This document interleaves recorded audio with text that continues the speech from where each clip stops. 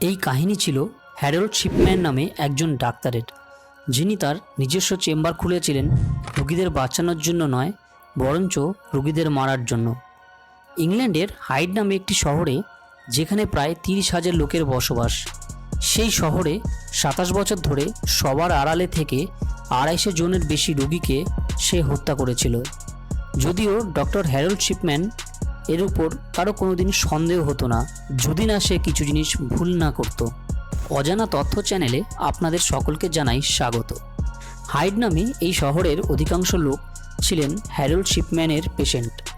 Doctor সেই সব রোগীদের টার্গেট করত যারা কিনা একা থাকতো, তাদের ঘরে গিয়ে সময় কাটাতো ও তাদের মনের কথা শুনত এবং আশ্বস্ত করত যে তিনি তাদের পাশে আছেন।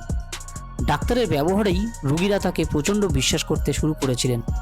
সেই সুযোগকে কাজে লাগিয়ে ডাক্তার সেই সব রোগীর যারা একা থাকতো তাদের পরিবারের সমস্ত খোঁজ নিত, কারা কোথায় থাকে, তাদের সম্পত্তি বা কত। এরপর সেই সব রোগীকে ইঞ্জেকশন দিয়ে মেরে ফেলতো যাদের বয়স 80 বছরের উপরে, কারণ 80 বছরের উপরের রোগী মারা গেলে কেউ অতটা সন্দেহ করতো না তার বয়সের জন্য। বেশ কয়েক বছর ধরে এরকম চলতে থাকলো, কারো কোনো সন্দেহ ছাড়াই। এরকম চলতে থাকলো ততদিন পর্যন্ত যতদিন না সে নিজে কোনো ভুল করত। ডক্টর হ্যারল্ডের কেরিয়ার শুরু হয়েছিল হাইট থেকে 70 কিলোমিটার দূরে পন্টেফ্রেক্ট নামে একটি শহর থেকে, যেখানে তিনি একটি হসপিটালে জব করত।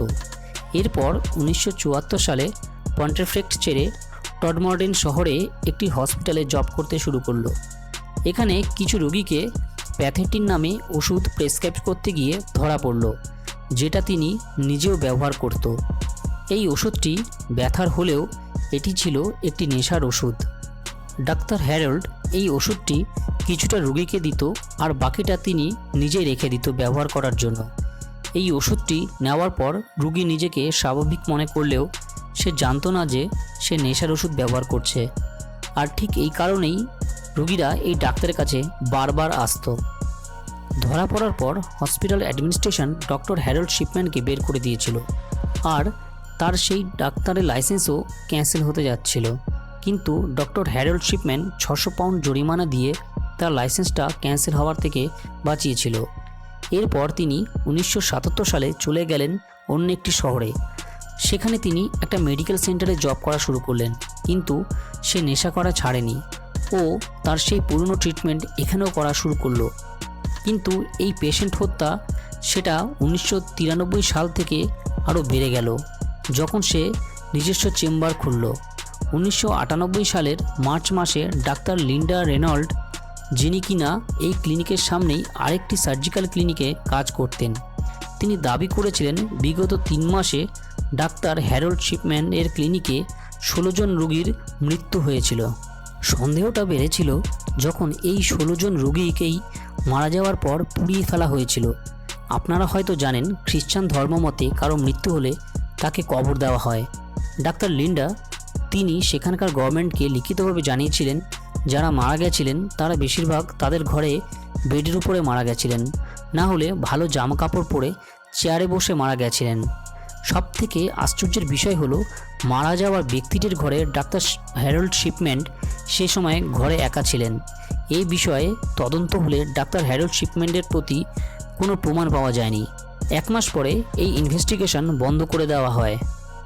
মারা যাওয়ার পরে ডেথ সার্টিফিকেটে নিজেই সাইন করে দিত হ্যারল্ড শিপম্যান, আর বাকি সাইনগুলো তারই সহকর্মীদের দিয়ে করিয়ে নিত। ডেথ কজে ফর্জি কিছু নিজে বানিয়ে লিখে দিত, যাতে কারো কোনো রকম কোনো সন্দেহ না হয়। ইনভেস্টিগেশন বন্ধ হওয়ার পরে আরও 3 জনকে একইভাবে মেরে ফেলেছিল, কিন্তু ধরা পড়ার সময় খুব বেশি দূর ছিল না।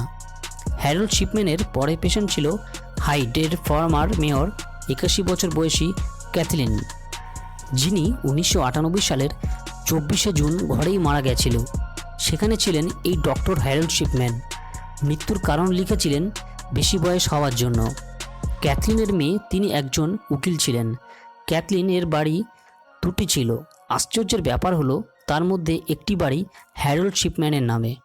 ক্যাথলিনের মেয়ের সন্দেহ হওয়ায় সে পুলিশের কাছে গেলে ইনভেস্টিগেশন শুরু হয়। ক্যাথলিনের বডি কবর থেকে বের করা হলে ওনার বডি থেকে হিরোইন পাওয়া যায়, পুলিশ হ্যারল্ড শিপম্যানকে জিজ্ঞাসা করলে সে বলেন রুগী হেরোইনের নেশা করত, আর সেটা আগেই হ্যারল্ড শিপম্যান তার কম্পিউটারে লিখেছিল। পুলিশ যখন হ্যারল্ড শিপম্যানের কম্পিউটার চেক করে দেখা যায় তিনি রুগীর মৃত্যুর আগে নয়, সেটা লিখেছিল মৃত্যুর পরে। হ্যারল্ড শিপম্যান কম্পিউটারে খুব বেশি দক্ষ ছিলেন না, তাই তিনি বুঝতে পারেনি যে তিনি যেটা আগে বলে সেভ করেছিলেন সেটা সেই ডেটটি পরের ডেট হিসাবে সেভ হয়েছিল। এই একটি ভুল ছিল তার জীবনের সবথেকে বড় ভুল। 7ই সেপ্টেম্বর 1998-এ পুলিশ হ্যারল্ড শিপম্যানকে গ্রেপ্তার করেছিলেন। জানা যায় এর আগেও এরকম বাকি 15 জনকে একই পদ্ধতিতে তিনি হত্যা করেছিলেন। এরপর কোর্ট হ্যারল্ড শিপম্যানকে যাবজ্জীবন কারাদণ্ড দিয়েছিলেন। পরে তিনি জেলের ভেতরে থাকা বিছানার চাদর দিয়ে নিজেকে ফাঁসি দিয়ে দেয়। একটা রিপোর্টে বলা হয়েছে তিনি টোটাল 218টি হত্যা করেছিলেন, যদিও অনেকে বলছে সেটা 260 জন। হ্যারল্ড শিপম্যান মারা যাওয়ার পর তার এক জেলের ভেতরে থাকা সঙ্গী দাবি করেছেন তাকে হ্যারল্ড শিপম্যান বলেছেন তিনি 500 জনকে এই একইভাবে হত্যা করেছিলেন।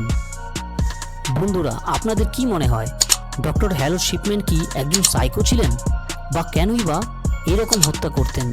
নিচে কমেন্ট বক্সে কমেন্ট করে জানাবেন। আর ভিডিওটি ভালো লাগলে শেয়ার ও সাবস্ক্রাইব করে পাশে থাকবেন।